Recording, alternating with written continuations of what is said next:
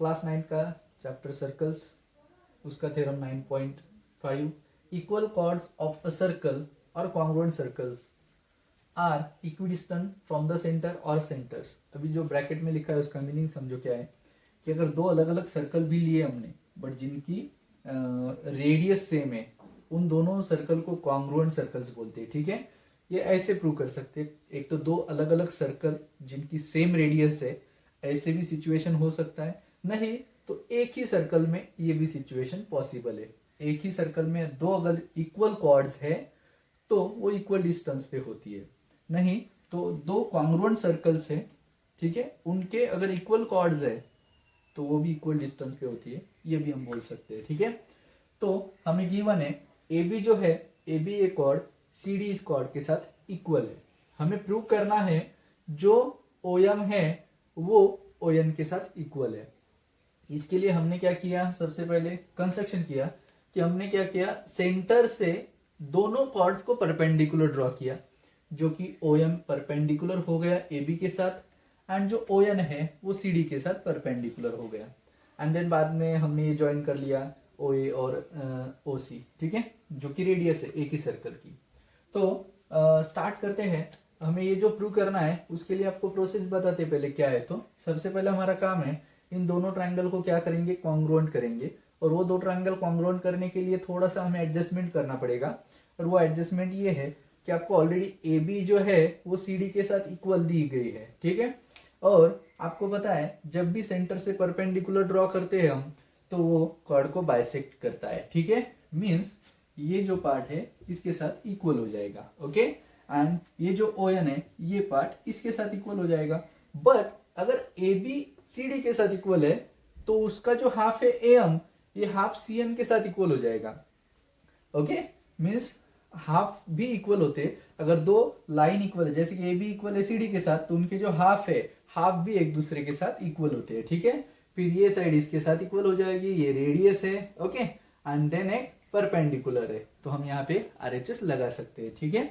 So start करते हैं। सबसे पहले आप वैसे भी करके ले सकते हो पहले, चलो पहले वही करके लेते हैं। देखो जो ए बी है वो सी डी के साथ इक्वल है, ओके। और हमने कंस्ट्रक्शन किया है, हमने ड्रॉ किया है कि जो ओ एम है ये परपेंडिकुलर है ए बी को। तो ये कॉर्ड के दो इक्वल पार्ट हो चुके हैं, ठीक है। वो दो इक्वल पार्ट्स कौन कौन से हैं, वो दो पार्ट्स है यहाँ पे ए एम जो है वो एम बी के साथ इक्वल हो गया, ठीक है। एंड जो दूसरा है सी, यहाँ पे ही लिखेंगे हम, दूसरा पार्ट कौन सा है, सी एन जो है वो एन डी के साथ इक्वल है, ठीक है। मीन्स ए बी अगर सी डी के साथ इक्वल है तो half of A B half of C D के साथ इक्वल हो जाएगी, ठीक है। यूक्लिड के पोस्टुलेट के अनुसार हाफ ऑफ ए बी अगर हाफ ऑफ सी डी के साथ इक्वल है, ओके। एंड ए एम अगर एम बी के साथ इक्वल है, सी एन अगर एन डी के साथ इक्वल है, और ये पूरा पार्ट इस पूरे का पार्ट के साथ इक्वल है, तो ये चारों एक दूसरे के साथ इक्वल होने वाले हैं, ठीक है। Means A M M B के साथ इक्वल है, सी एन के साथ इक्वल है, एन डी के साथ इक्वल है। ये चारों जो स्मॉल स्मॉल पार्ट्स है वो एक दूसरे के साथ इक्वल हो जाएंगे। अब हमने अकॉर्डिंग टू कंडीशन जो सिचुएशन यहाँ पे है उसके हिसाब से हम ओनली क्या लिखेंगे, यहाँ पे ए एम और सी एन इक्वल है ऐसा लिखेंगे। हाफ ऑफ ए बी इसका मीनिंग है A M, okay. And half of C D उसका मीनिंग है सी एन, ठीक है, जो कि हमें बाद में काम में आने वाला है, ओके। देन यहाँ पे सबसे पहले ट्रायंगल सिलेक्ट करेंगे। इन triangle O M A and triangle O N C, ठीक है। इन दोनों ट्रायंगल को हमें अभी कॉन्ग्रुएंट दिखाना है। बहुत सिंपल है। देखो आपने ऑलरेडी परपेंडिकुलर ड्रॉ किया है, तो आप यहां पे लिख सकते हैं ओ एम ए इक्वल हो जाएगा ओ एन सी के साथ। ये कंस्ट्रक्शन ही किया है हमें, okay, according to the construction. और वो जो है वो क्या है, एक राइट एंगल है।